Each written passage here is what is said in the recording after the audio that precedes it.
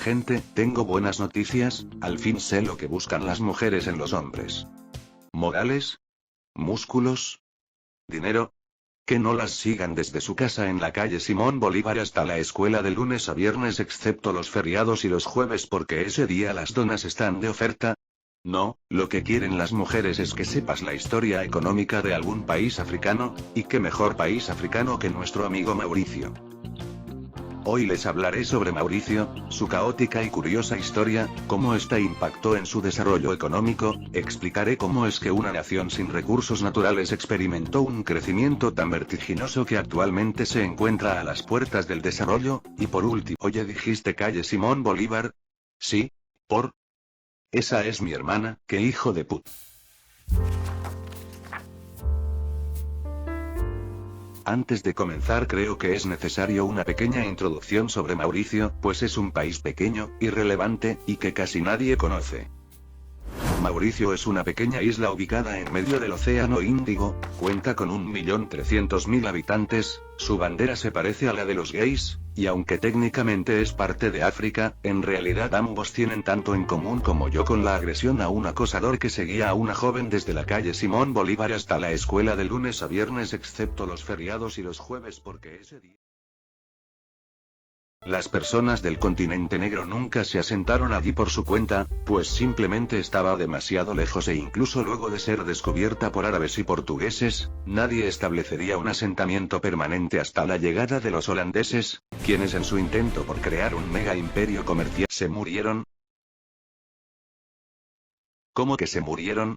Sí, se murieron. No importa, se puede hacer otra vez, como decía, en su intento por crear un mega imperio comercial estos se hicieron con el control. Se murieron de nuevo. ¿Cómo que se murieron de nuevo? Sí, se murieron de nuevo. En su intento por crear un mega imperio comercial estos se hicieron con el control. Se murieron otra vez. Tras múltiples intentos fallidos por establecerse en Mauricio, los holandeses simplemente abandonaron el proyecto y se limitaron a dejar estas tres cosas a las siguientes generaciones: deforestación, la introducción de especies invasoras que con el paso del tiempo extinguirán al dodo, animal nativo de la isla, y el nombre de la isla, el cual hace referencia al príncipe Mauricio, lo cual si me lo preguntan es bastante homosexual. Luego de Ámsterdam quien se hizo con el control del territorio fue París, quien gracias a sus excelentes habilidades administrativas fue capaz de no solo resistir el paso del tiempo, sino que también pudo establecer una colonia exitosa, con puertos, caminos, puentes, edificios administrativos, y una pujante economía basada en el cultivo comercial de caña de azúcar. Un tipo de cultivo que se planta con el objetivo de ganar dinero y no para la subsistencia. Por cierto, quienes trabajaron en las plantaciones fueron esclavos traídos desde África continental. En las guerras napoleónicas el Imperio Británico hizo lo más británico que hay en el universo, hacerse con una isla random en medio del océano, y esta vez, la isla random en medio del océano era Mauricio, que afortunadamente no sufrió mucho el cambio de mando pues la única alteración que hicieron los ingleses fue abolir la esclavitud, algo que aunque desde el punto de vista moral fue excelente, también provocó un gran problema: ¿quién iba a trabajar en su lugar? Pues los dueños de las plantaciones lo tenían claro: trabajadores que hayan firmado un contrato de servidumbre. Es una práctica que básicamente consistía en contratar a una persona no a cambio de un sueldo, sino por ropa, comida, un hogar, y el pasaje en barco, por unos cuantos años, luego de lo cual generalmente se le daba al trabajador una compensación más grande como tierras, dinero, o el pasaje de vuelta. Gracias a este sistema cientos de chinos, y decenas de miles de indios llegarían a las costas de Mauricio. De hecho, fueron tantos los indios que se establecieron en la isla que rápidamente desplazaron a los negros como el grupo étnico mayoritario, transformaron al hinduismo en la religión más popular, e influenciaron fuertemente la cultura y gastronomía local. En lo económico, la llegada de tanta mano de obra impulsó fuertemente el crecimiento de las plantaciones azucareras, transformando así a la isla en una economía monoexportadora, lo cual ocurre cuando la exportación de un solo cultivo o mineral se transforma en el sustento de todo el país, algo que no es nada ajeno a Latinoamérica, ya que gracias al cobre, la carne y el trigo, el petróleo, o la cocaína, todos nuestros países fueron monoexportadores en algún momento de la historia.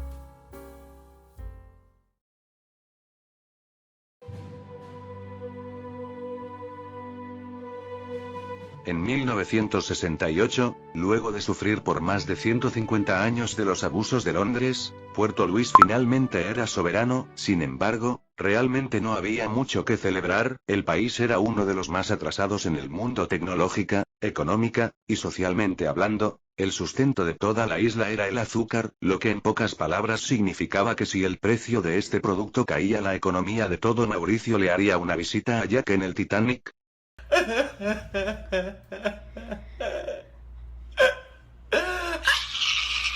Sin mencionar el hecho de que esta industria no otorgaba suficientes puestos de trabajos para alcanzar el pleno empleo, que los pocos trabajos que daban estaban mal pagados, y que aunque la población estaba creciendo aceleradamente, situándose cerca de los 800.000, las granjas azucareras simplemente no podían producir más dinero, por lo que expertos de todas partes del mundo pronosticaban un oscuro futuro para la nueva nación, lleno de pobreza, descontento social, conflictos étnicos, e incluso guerras civiles.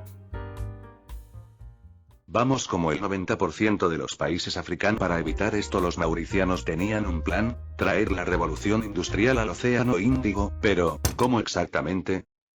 Yo sé, mediante políticas de industrialización por sustitución de importaciones, es decir, crear fábricas desde cero y para que éstas no quiebren, poner altas tarifas a las empresas occidentales, darles apoyo estatal, y cerrarse al comercio mundial.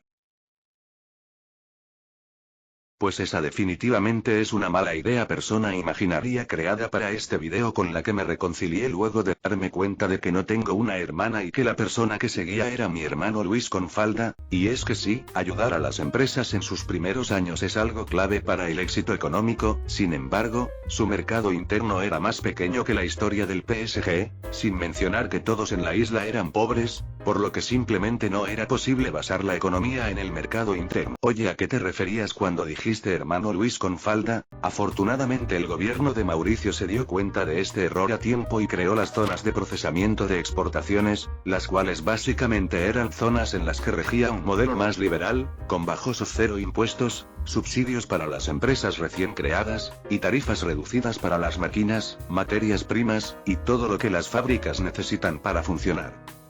A la par que se creaban las TEC, el gobierno firmaba uno de los tratados comerciales más importantes de su historia con la Comunidad Económica Europea, el antecesor de la Unión Europea, que básicamente liberaba a todos los productos de Mauricio de cualquier tipo de aranceles, y elevaba su azúcar a categoría premium, lo que básicamente incrementaba su precio al triple de lo normal.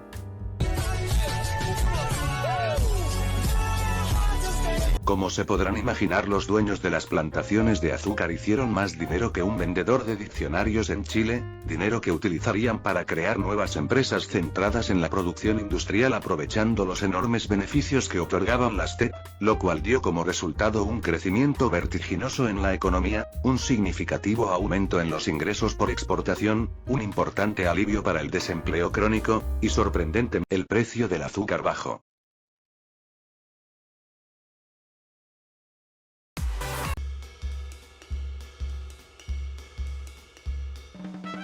A finales de la década de los 70 pasó lo que todos temían: el precio del azúcar cayó, y la economía de Mauricio, bueno, la gente que ganó el año. Múltiples empresas se fueron a la quiebra, el gobierno se quedó sin fondos, la deuda comenzó a crecer más que un niño de Sudán del Sur, la balanza comercial se desequilibró, el desempleo volvió a subir, y como recién llevaban unos pocos años con las CEP y por ende el sector industrial no era capaz de sostener toda la economía, a Puerto Luis no le quedó otra opción más que pedirle ayuda al FMI. Pero el título del video dice el país de África más desarrollado, así que entonces, ¿qué factores permitieron que Mauricio se pudiera recuperar de la crisis? El primero fue el carácter democrático de su gobierno, y es que al hacer que todos los grupos étnicos estuvieran involucrados en la toma de decisiones, o por lo menos se sintieran parte del proceso, evitaron un desenlace violento cuando llegó la primera crisis post-independencia, lo cual fácilmente podría haber destruido todo el progreso que habían logrado en estos 10 años como nación soberana.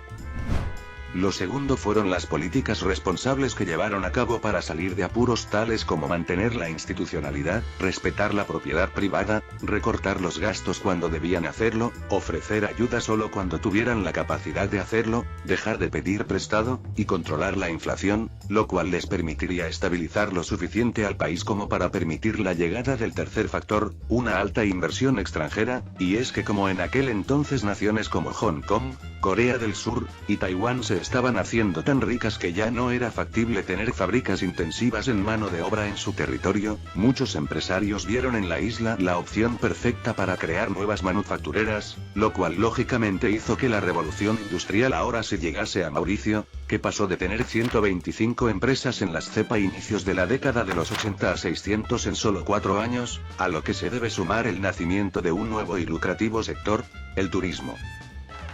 Cuarto y último, una gran colaboración entre el sector público y el privado, y es que aunque muchas personas digan que la intervención estatal es mala para la economía, casos como el de Mauricio demuestran que el problema no está en que intervenga o no, sino cómo lo hace, y en este caso, no hay mucho que recriminarle a Puerto Luis, ayudó a las empresas en tiempos de crisis simplificando la burocracia, eliminando totalmente las tarifas a los insumos industriales, dando facilidades para que éstas usaran los puertos y aeropuertos, capacitando a sus empleados, y dando apoyo financiero. Mientras tanto, al turismo lo apoyó construyendo infraestructura de calidad, ofreciendo electricidad y agua, dos cosas que aunque nos parezcan básicas realmente eran algo bastante importante para un país africano empobrecido de un poco más de 10 años de existencia, y dando la imagen de un país estable para que decenas de cadenas hoteleras decidieran invertir en su país. Gracias a la proliferación de las fábricas en las TEC, el lucrativo nuevo sector turístico, y el repunte de las azucareras, Mauricio al fin logró solucionar el problema del desempleo crónico, pero más importante que eso, pudo salir de la categoría de nación pobre en 1990, prácticamente alcanzar los $4.000 de ingresos en el año 2000, los 8.000 en 2010, y los 11.000 en 2019, lo cual traducido a PIB per cápita por paridad adquisitiva es equivalente a $26.000, cifra mayor a la que posee Brasil, Costa Rica, y Chile. Sin embargo, todo apunta a que esto es solo el comienzo.